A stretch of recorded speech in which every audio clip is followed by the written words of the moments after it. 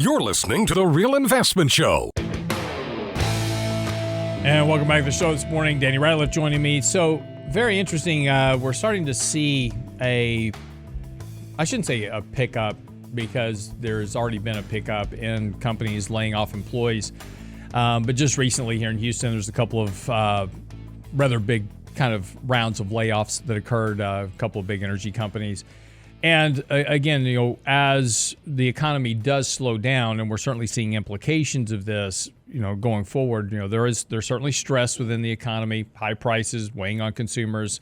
You're seeing the bank loan demand declining, as well as lending standards for credit cards continuing to tighten. So, the banks aren't as willing to extend credit. The demand for loans are declining, not surprisingly, with interest rates moving up a bit. So, again, but that's less, money is lent into existence. So if I can't borrow money, then I don't have money to spend in the economy. So, as that slows, it certainly weighs on economic growth. And if economic growth slows, of course, then companies have to reevaluate how many employees they have versus the demand that they've got coming in the door, right? So it's all about, it was interesting in the chat, there was somebody asking about the Progressive commercial where they go, what's the economy? The economy is fairly simple. It's the supply and demand between producers and consumers. That's it. That's, producers produce stuff, consumers consume it. That creates economic activity. That is the economy. It's the transaction of goods and services within the confines of our borders, right? So that's the economy. And if that demand slows, then people are going to have to lay off employees. And we've got a lot of employees out there. We didn't overhire coming out of 2020. We put a lot of people back to work, and that was kind of one of the myths that we saw in a lot of the employment data. People say, President Biden created 44 million jobs, or whatever the number was. A vast majority of those were just putting people back to work that got laid off because of the pandemic, right? So we didn't really overhire, but there is still, we've had enough hiring that if we get into a position of a much slower economy, we are going to see a tick up in layoffs. Unemployment rates will go up, jobless claims will go up. We'll see that. A lot of the job hiring we've had has come out of government work. And again, we're, having a lot of, discussions right now about reducing the size of government, reducing employment there. So all these lead to potential layoffs and unemployment. And so the question becomes, and the reason Danny's here this morning, is what happens if you get that pink slip? And kind of what are the first things that you need to kind of start thinking about if you think there's a potential you might lose your job, or you have lost your job? What are some of the first things you need to think about, some of the actions you need to take? Yeah, I think, number one, if you think you may be losing your job in the future, there's just uncertainty, then ideally, start cutting back on expenses. Those non-essential items that you're spending money on, needs to be probably looked at a little bit differently. And so this is where you do see people begin to pull back if there's more and more, word of potential layoffs. And, sometimes that's that self-fulfilling prophecy, Lance, in a lot of ways, right? If, all of a sudden you start to see people slow down, somebody that has been laid off, you kind of self-evaluate real quick and, say, oh, shoot. All right, what happens if this happens to me? And so many times you begin to just naturally pull back. But so I think, number one, just make sure you understand what you have, what type of benefits that you have through your employer. What is portable? What can you take with you? Can you take your life insurance with you? That's one big thing that I think that I see people leave on the table quite a bit, is you may be paying for these additional benefits through your employment package. And once you're gone, most people just leave them. And that can be a big mistake because, for instance, if you have life insurance, it's a term policy. That group policy a lot of times is much cheaper than what you could get out on the open market. And you didn't have to go through medical evaluations. So something to make sure that okay, can I take this? Can I not? A lot of people don't like doing that before they're laid off, or even before they leave a job a lot of times, because they don't want to, hey, HR, here I am. I'm thinking about this. But something certainly to consider, disability insurance. Those are small little pieces. Now, another thing is, how many people have you visited with, Lance, that leave a 401k in one spot? Tons. Yeah, they've got like 6 different 401ks all over the place. Yeah, exactly. And so that can be, that may be fine, right? And it depends, because depending on your age, you may be able to do a, prior to 59 and a half withdrawal. So if you needed the funds, it may be advantageous for you to actually leave them in the 401k versus moving them to the IRA, depending on your age. So something that not all plans will allow for, but if you think you're going to need to access these funds to live on until you find your next job, I would certainly make sure you understand the nuances as far as, what do you have? Do you have other cash that you can access? Do you have funds that you can live on until you find your next gig? That's going to be key. So a lot of times we see, either we completely forget about it, don't understand how to use those funds if you can, or you completely forget about it and do nothing at all. So, right. I think that understanding, is a rollover a better option? Do you have a lot more flexibility in an IRA? Typically, yes. Not always the case, but most of the time you do. And so, a lot of times you have access to a lot more opportunities within an IRA versus a 401k. Another one would be, what does it look like if you have a pension plan? I know those are fairly extinct, but a lot of these companies, especially ones right now who are offering layoffs that we know of here locally, they do have these types of plans. Is it advantageous for you to move those funds now? Go ahead and do a lump sum rollover. If you're of retirement age, do you go ahead?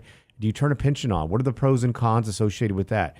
We talk to a lot of people who have these pension plans, and the biggest con for many people, I think that most people are probably more inclined to take that lump sum distribution, but know yourself, know what type of income you need within your financial plan.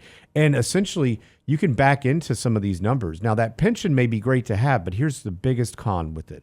Is let's say you take a joint life survivor benefit from the pension plan. Well, if you get one paycheck from them and you die, you and your spouse, your beneficiaries don't get anything. And so that is a big reason I think that most people move on from looking at that type of option. You could look at, we've seen where with interest rates higher, we can actually go on a secondary market, find something similar from a benefit perspective. But on the back end of that, if something happens, that same example where you both pass, and look, God forbid that happens, but we know it does. It does, yeah. And then your heirs would still have access to funds if there's funds still in the account. The idea too is that when we use any type of product like that, you want to make sure that you start it early enough. You understand the math of it is in the sense of how long can you go until these funds run out. And so essentially you want to make sure you take it at an age where you run out of your funds and then you're using their funds, right? And so I see mistakes made with that too sometimes, Lance, where people just delay, especially if it's like some type of deferred annuity somebody will purchase, and it ends up biting them in the rear because they didn't use it properly. It probably was too expensive of a product for them. And, many times we see that when stuff's sold and not planned for. Right. Well, I guess, it really, too, and again, so we're talking about a couple of big companies here in town. It's like all of a sudden you get a pink notice. You weren't expecting it. And just all of a sudden there's a round of layoffs, and, you're like, okay, well, what do I do now? I guess, and that's kind of the point you're making, which is, first of all, you should be aware of what your benefits are with your company ahead of time. But for most people, they don't. And so there's this big scramble right at the end. I just got laid off today. So now you're trying to figure out how, what you're going to do next. And now you're trying to have to go find and source out all this data, go to human resources department, get the data from them, understand your pension. It's a lot all at once, and a good financial advisor can certainly help you kind of walk through that, tell you where to go look, the things to go look for, the things to go ask for, because you may not even know. Yeah, no, I find that a lot of times people don't, and so it's tough, right? Most of us could not walk into your job and do your job, at least not do it well. So, that's one thing that I think that is a misunderstanding as far as what a good advisor should do is understand all the different caveats, understand your plan. What's the big picture look like? One thing, Lance, is health insurance. Yep. We see a lot of times that, COBRA is used incorrectly, or we rely on something like that, especially if we're over 65, right? If you're of Medicare age, you have a couple enrollment periods. And so you can essentially enroll when you're 65, which is your general enrollment period. You have 3 months prior to the month of your birthday, the month of, and 3 months after. So 7-month window. And then after that, you have a special enrollment period. If you're still working, let's say you're 67, you intend to work to 70, and you get a pink slip. Well, you have an 8-month window. And so where we see a lot of mistakes made, which can be very, very costly, is where somebody actually says, okay, you know what? I've got COBRA for 18 months or however long. I'm going to go ahead and just get on that. Then I'll get on Medicare. Well, if you're already over 65, you can take that 8-month window, but you need to make sure that you've dot your I's and crossed your T's, and you've actually signed up for Medicare, because if not, for every 12-month period, there's a 10% permanent penalty associated with it. And so that's a big one when we're talking about somebody who's over 65 continuing to think they're going to work. Make sure you understand that. Another thing we see, Lance, is that you're over 65, you quit, you've already bid, you go to Medicare. You have to, right? Mm-hmm. You do everything right, but then you get a new job and you get off Medicare, and then you get back on the company insurance. We'll talk about that on the other side of the break, because that is a big problem, and I'll tell you why when we get back. Okay. All right. Be right back. More of the Real Investment Show coming right up. Don't go away. You're listening to The Real Investment Show. All right. Welcome back to the show this morning. So just talking a little bit about, we're seeing some layoffs here locally in Houston, but also this is happening nationwide. Just talking a little bit about just kind of things to look at if it happens to you. Hopefully it doesn't. We don't want anybody getting laid off. That's never a fun thing. But as the old saying goes, a recession is, when your neighbor gets laid off. A depression's when you get laid off. So we're not there yet. But again, just something to kind of pay attention to, because we're getting a lot of questions on this, because it is happening. And we're starting to see, a few more people getting laid off than before. And so, this is probably, if this continues, we'll start to see this show up in some of the unemployment numbers as well. Well, there's a lot of moving parts when we look at these plans, and it's going to be different for each and every person. So, finding somebody that can be your advocate and look at these with you side by side and just kind of look over your shoulder and say, hey, have we thought about this? Are we leaving any money on the table? Are there benefits that you should be looking at differently? And even while you're in open enrollment period, even if you're not getting laid off, I think this is something that's important to do. But we were just talking before the break about if you're over 65, all the different time frames that we need to think about insurance. One of the bigger mistakes that we see made is where somebody goes in and they say, look, I'm going to go ahead and take COBRA, but I'm over 65. They don't take Medicare in time. But we also see it work the other way, where somebody does sign up for Medicare, they lose their job, they're over 65, they sign up, then they go and they're reemployed, and they get back onto the company health insurance plan. And that's a big mistake, because there is one time that you have of guaranteed insurability, meaning that you're not going to have to go through a medical evaluation. They're not going to be able to jack the prices up for you, or deny you altogether. So make sure that you have a very good understanding as far as what you're doing, and don't jump from one to the other and back if it's going to be, it can be to your detriment. And so, these are why we bring these things up right now. As Lance mentioned, there's been a lot of layoffs that are occurring right now. We've seen some here in Houston, some of the larger oil and gas, Chevron, some other companies.